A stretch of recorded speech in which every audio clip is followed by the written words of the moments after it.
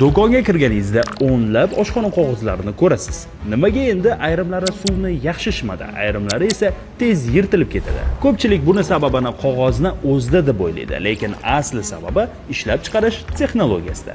Masalan, qog'oz necha qavatdan iboratligi, uni mustahkamligi va suyuqlikni shimish xususiyatiga bevosita ta'sir qiladi. Embossing, ya'ni qog'oz yuzasidagi naqshlar qatlamlarni bir-biriga mahkamlaydi va suyuqlikni yaxshiroq ushlab turishga yordam beradi. Yana bir muhim jihat, rulonni o'ralish zichligi. Agarda u juda ham yumshoq yoki qattiq o'ralgan bo'lsa, mahsulot sifatiga ta'sir qiladi. Shuning uchun zamonaviy ishlab chiqarish liniyalarida avtomatik rewinder qog'ozni bir xil taranglikda o'raydi. Avtomatik kesish uskunasi esa har bir rulonni aniq o'lchamda kesib beradi.